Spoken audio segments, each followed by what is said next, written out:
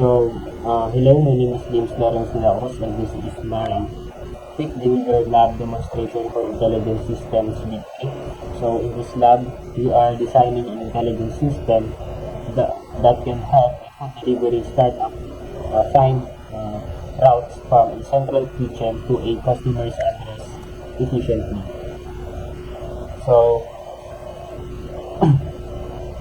as you can see on the screen, we formally define our search problem using the quintuple, which is the P is equals to SAT DC. S meaning is the state space where which is all the zones that the delivery rider can be in, such as the kitchen, the market street, the Park Avenue, the Beach Road, and the customer. As you can see here in the diagram. And then we have the initial state, which is the kitchen where orders originate. And then the A for actions, which are the possible movements from each zone to connect to connected zones. For example, from kitchen, the rider can move to Market Street or Bridge Road. And then T for the transition function, which returns the new zone after taking an action. For example, kitchen can move to Market Street, and therefore the location now is the Market Street. And then G, we have the goal test, which is a Boolean function that returns true only when the rider reaches the customer zone. And then lastly, C is the cost function, which represents the travel time in minutes between zones. For example, moving from kitchen to Market Street costs for minutes or for hours, no? Depends on the unit. Now let's talk about the DFS.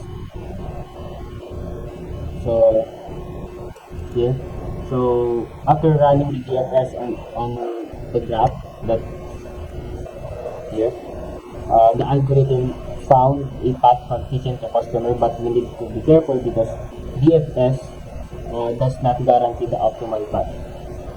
Okay? Because the DFS explores one branch as deeply as possible before backtracking. No, it doesn't consider the total cost of the path while exploring, unlike the UCS, and it simply finds the first path that reaches the goal. So,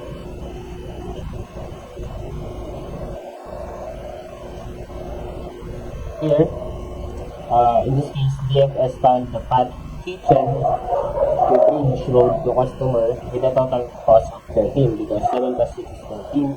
But we know from the manual calculation that the optimal path is actually kitchen to Market Street to Park Avenue, which only takes 12 minutes in total. No? DFS missed it because it followed the Bridge Road branch first and reached the goal before exploring the other branch. To explain this limitation to a manager, I would say that the DFS takes the first deep route it finds. It does not plan for the fastest or shortest delivery. In this case, it found a longer route first, so delivery time was higher than necessary. That's why for a real delivery business, we prefer an algorithm like UCS with a uniform cost search, which always finds the lowest cost route.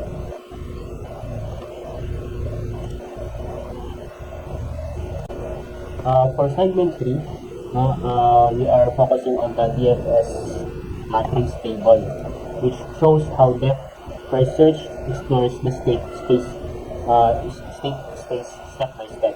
DFS uses a stack as its frontier, which means it always explores the deepest unexplored node first. The last node added to the frontier is the first one we expand.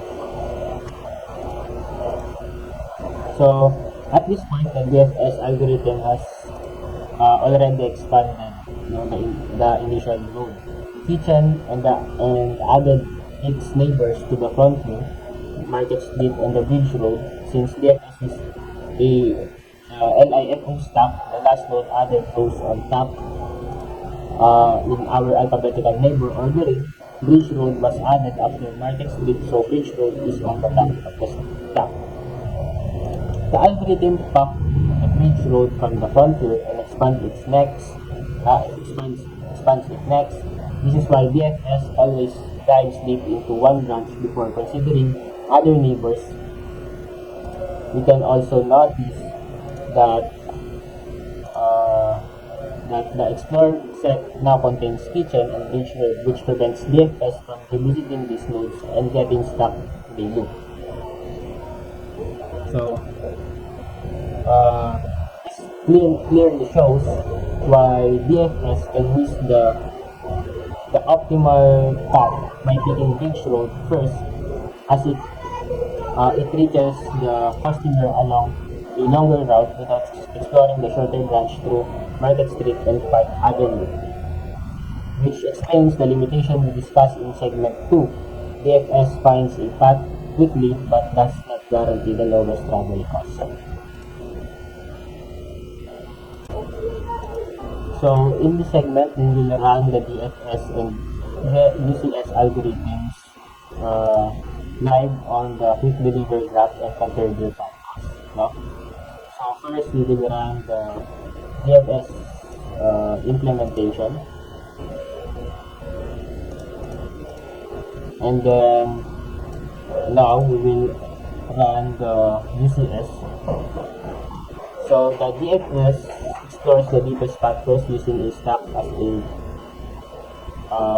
a frontier. It does not consider travel costs, so it will stop as soon as it finds any path to the road. And then for the UCS, it expands the nodes with the lowest cumulative cost first, so it guarantees the shortest, most efficient path in terms of the travel time with the respect sa mga weights ng alagay. We will run that also. And then ayan pala, may reset na pala. Okay.